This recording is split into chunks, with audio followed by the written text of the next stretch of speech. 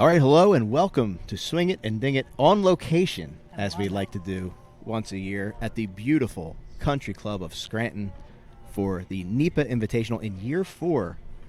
Very proud of the Matthews for what they're doing out here. It does seem that we always get the nicest day of the tournament. Sometimes I feel bad about that, but yeah, we need to start moving this to like Thursday, Friday. I think. Harry Mays, we'll talk about our round in a little bit. Danielle, great to see you in person. I love this. I feel like you guys have to move to Jupiter so we can be together. Right. I'm in on that. I'm in. Yeah, my wife would love to get rid of me. Are you kidding me? And of course, we're joined by Brandon Matthews, fresh off of his practice round. Brandon, thank you again for having us, first of all. Congratulations for what is growing into an incredible event, like something that started as an idea. We talked about this with you, I guess, a month ago, is now turning into something incredibly special. We're proud of you and what you're doing. Just talk about this weekend and how everything's coming to play. Yeah, it's been great. I can't do this without my entire board, right? Everyone from my agent, Drew, obviously my wife is the tournament director this year. She's done an amazing job. Eric Shrive, I can't say enough about him. He's been incredibly instrumental, and that's the least I could possibly say, right? I mean, he put together a dinner that's 400 people tonight for Harmony for Hope, and I actually asked him, I'm like, how do you still actually have a job that pays you? Because, I mean, he's put so much time and effort into this. And, he was a lineman at Penn State, and he's like 6'8". So I wouldn't want to say no to him either. So it's but he's been tremendous, and he's playing in this. And, I hope he just has the greatest weekend and enjoys himself, because he's put in so much hard work. But, everyone on this board deserves so much credit. Danielle and I obviously do our fair share, but we definitely couldn't do this without them. No doubt. So obviously this benefits some local charities, Janet Weiss Children's Hospital. We'll talk about some of that and what you guys have going on tonight. But let's talk about the golf for a second, since we just got off the golf course. Talk about the event, people that are coming out to play. We talked about it when you were on, right? We're in Scranton, PA, right? So I'm sure at first when you tell people, hey, you're coming out here, but as we know, once you're here, this is someplace you want to come back to. So talk about some of the guys you have coming out and their thoughts on the place. Yeah, it's incredible. The hardest thing is to get people to Scranton, right? The first year, and once we get them here the first year, they never want to miss it because how special of a place this is. The people in Scranton, Pennsylvania, and Northeast Pennsylvania in general are just all, down-to-earth, blue-collar people. They're fun to be around. So welcoming to all the professionals and amateurs that come in to play. And it's been so much fun to see what we've made of this, and hopefully we continue to grow it, because it's something I've had in my mind for a long time, and it's just a bonus to be able to give back too, right, and have a platform to be able to do that.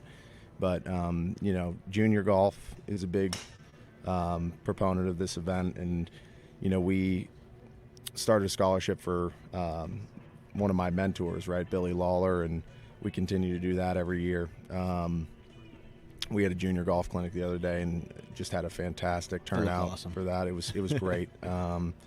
And beyond that, it's a platform for some of these pros that are up and coming, right? Like perfect example, we had Ben Griffin win it the first year, right? And subsidize their careers a little bit and be able to give them a little bit more of a comfort pillow kind of to go out and chase their dreams. And some great kids have won it. Dawson Armstrong, Mike Miller helps them out a lot, right? Golf is expensive to play, and to play for a living, it's it takes a lot of money, and we're fortunate enough to provide a little bit of a purse to give these guys a little bit more comfort. Yeah, you talked about the junior clinics. I was following you on Instagram all week, and you're looking at the videos and the turnout of the kids, and they were hanging on you. When you're out there showing them how to hit a shot. But talk about how the local area has embraced the actual tournament with turnout and people just coming out to enjoy the golf. Yeah, it's amazing. And that's the thing we encourage people, right? Come up and watch these professional golfers interact with them up close, right? There was a couple great tournaments that Mr. Wall brought people up here. Ed Manley brought people up here from Arias, and there was been a lot of professional golfers come through this place, and you always hear stories of the interactions that people had. You know, my dad always talks about how my brother sat on Fuzzy Zeller's lap, right? You know, those kind of things. So to be able to have these guys come up and play in an event like this and people be able to interact with them up close is something that's really cool. And we encourage everyone, especially bring your kids out and see some pretty good golf up close. Now, the person that's in charge of the greens here, can you just point out their vehicle for me in the parking lot? I'll tell you what. That's all I'd like to know. You know, Aaron is so amazing at what he does. He's an evil genius. I mean, it's incredible. You know, just talking to him, his intelligence about agronomy is just so off the charts. And the way he's able to maintain this golf course, we get a lot of play here. You know, I would say, without knowing the numbers, I would say we have to be in the top 1% of private clubs in the country with how much play we get here. And he's able to keep this place in this kind of condition for almost the entire year. And I don't know what he does, but I can't imagine it's anything short of a miracle how he's able to maintain this place how he has. We're so lucky to have him. And you know, it's funny, I always tell people the story. I first met him at the club up the road, no name spelled backwards, right? That's where I grew up playing. It's 5,700-yard public golf course. My dad paid $50 a year for me to be a member there, and he started out on the grounds crew there. Oh, wow. And, you know, obviously worked really hard, and he has his roots here. He loves this place, and I haven't seen anyone work harder at their job than him. Yeah, we were joking. I was joking with Marco and Jim and Moose that once you get to the green, let's just make it a two-putt because I have no idea where this breaks. I need a caddy, and I don't have that here. So, but it's like the hole was over once I hit the green. That's where the work begins at this golf course. Once you hit the green. Yeah, 100%. It's the thing I love so much about this place is, you know, for someone that is more of the high-level golfer, high caliber. Your imagination can run wild, the different ways you could play shots, right? You know, you look at a shot, pin might be in the middle of a green, right? And you can hit it inside 10 feet 8 different ways and use different slopes. And you have to think your way so well around here when it's playing, especially when it's playing firm and fast. It's just one of my favorite courses in the world, and it's so much fun to play. Now, we always talk about a bunch of the courses in, you know, the Gap in the Philly area. We were able to put together, Member for Day, a bunch of courses outside of Gap, but we also have currently an online auction hosting a plethora of courses that listeners can still bid on. Talk about some of those courses that we have available online that people can still kind of get a shot at playing. Yeah, I mean, there's so many great golf courses up here, right? You know, you have Fox Hill, Elmhurst, Glen Oak, Glen Mara. You know, this place, obviously. Some Philly courses Is Fox in there. Hill where you spent a lot of your Fox youth, Hill was right? where I was a member during high school, and I spent sun up to sundown there almost every day of the summer, right? Another great golf course, Wyoming Valley. It's one of the original Tillinghasts in the country, and it's so good. I played there the other day. They did a restoration. Andrew Green came in and did it, and he did an unbelievable job. The bunkers are now, they used to be kind of sketchy, right? Now they're fantastic, and that place is just one of the most fun places to play. He it's just like, did East Lake. He's like one of the hottest guys going right now. Yeah, and he came and did Wyoming Valley. Wow. This place is so rich in golf history, Northeast Pennsylvania, because when this area was booming during the coal era, right, it was golf course architecture golden age. So, you know, we have 6 Tillinghasts, we have a Walter Travis, and then even past that, we have a Reese Jones and Herds and Fry here. And, you know, it's pretty cool to see what we have here in this little area that no one really knows about. But, you know, also in the auction, I mean, you have Binghamton Country Club, which is amazing. That's a Tillinghast as well. Just it's an hour north of here in New York, right? And you have Shawnee, right? I think that was actually the first Tillinghast, if I'm not mistaken, the first ever that he built. And then, you know, Rolling Green is, I think, one of the most underrated golf courses one of my favorite in logos, Philly. too. Great logo. We talk about that place way too much. Oh, all the time. It was in our top 10, and it made Ryan Ganos, who rebutted our top 10. But Scranton was in both of our top 10s as well, which was fun to see. I feel like there's an asterisk by our top 10 because we drafted it. Yes, true, right, yeah. No doubt. but it's Pennsylvania in general. I think it's one of the greatest golf states. We have so many good ones, and Oakmont and Marion obviously get talked about so much, but beyond Oakmont and Marion, you have another 50 golf courses that are just so spectacular. It's hard to choose, a list from 1 to 20 because of how many good ones there and really we got are. the tour coming here twice next year for the U.S. Open at Oakmont and then the Cricket Club. It's going to be How so great much is fun. that? It's going to be so much And then fun. back around the Aronimink. That's right, in For the 26. 26 yeah. of the PGA. Yeah. Speaking of Philly golf, we have some swag there for SPT. So slow play Teddy. That's right. He joined us for we just played one real quick A together. spirited hole of And golf we played very together. spirited. No doubt. Very spirited. He cracked. Look at him sitting over there. He has no idea where he's even at. I told him I'm putting him in the home after this weekend. Well, he took my driver. He stepped up onto the tee, He smoked and he smoked it in did. loafers, wearing loafers. Oh yeah. Yeah. Yeah. I mean, he just Impressive. gets up there. He doesn't care anymore. He's got that He mentality doesn't where he's even like, know I we're don't. behind him right now. He's, He has no idea. Awesome. Well, listen, congratulations again on an incredible Thank event. you. Thank you again for having us out here.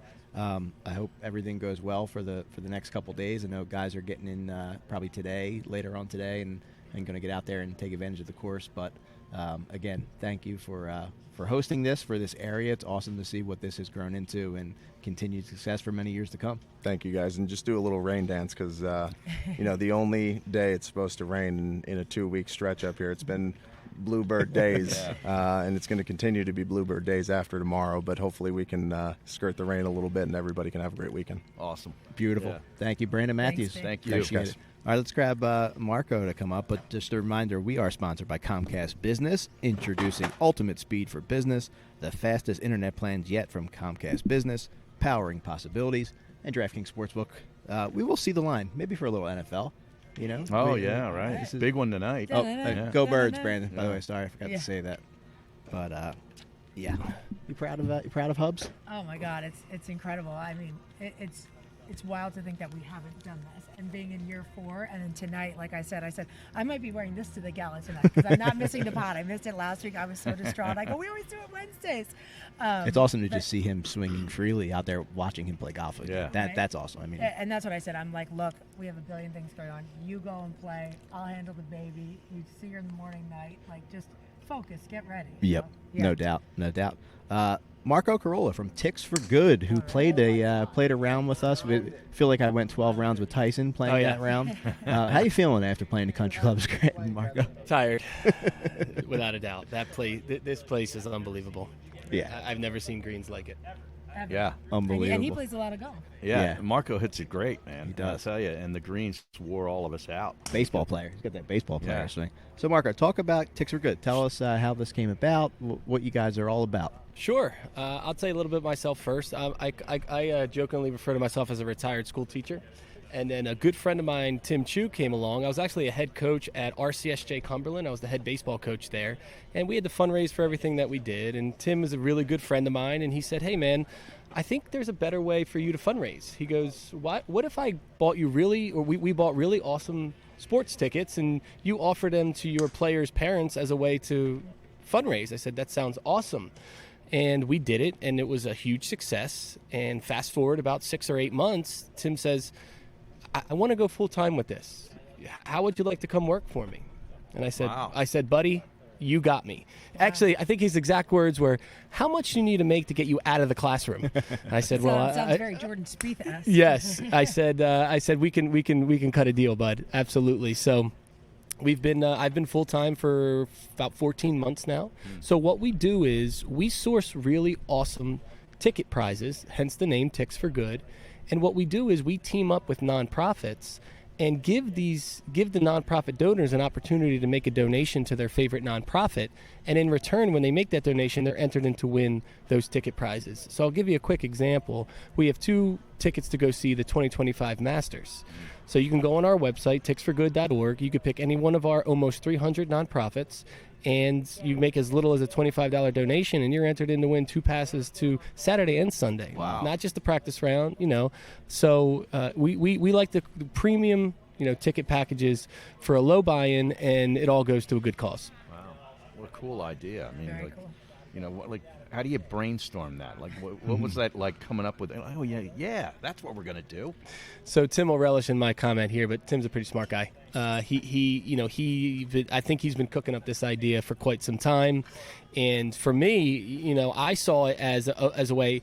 I'll say, as on the nonprofit side, raising money for a junior college baseball team, I said there's a lot of other people out there like me that need this help. Yeah. They're doing everything else in the world. They're raising families. They're trying to do their job as best as they can.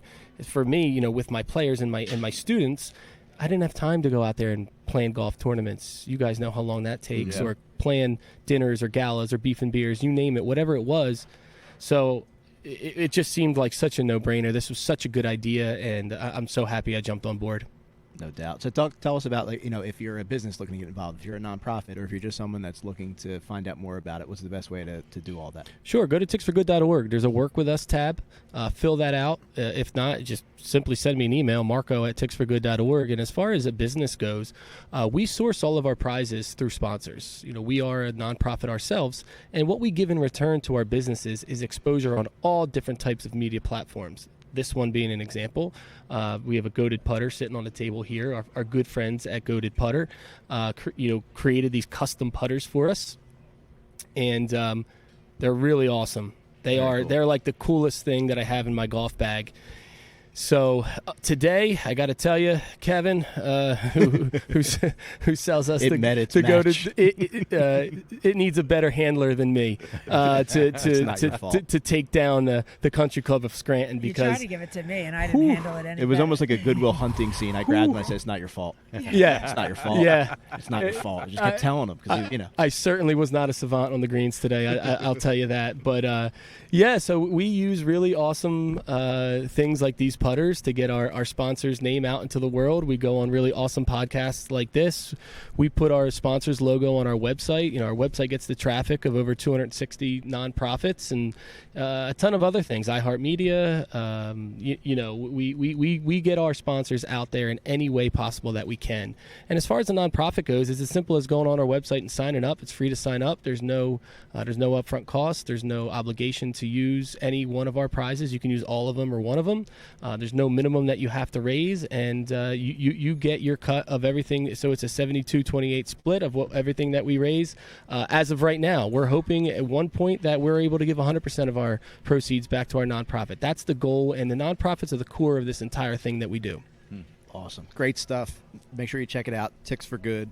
Great playing with you today. Yeah, man. Dude, Looking forward to playing some more. Oh, my goodness. This was awesome. Talk about how, because it happened to all of us, how these greens get in your head, where you're just like, your first couple putts might go way by, and then all of a sudden you're like afraid to hit it. So I was fooled the first 3 holes. I parred 2 out of 3. Right, my first 2 out of 3 holes, I felt pretty good. I was getting off the tee. I was putting the ball on the green. I 2-putted a couple of holes. Once we got pressed.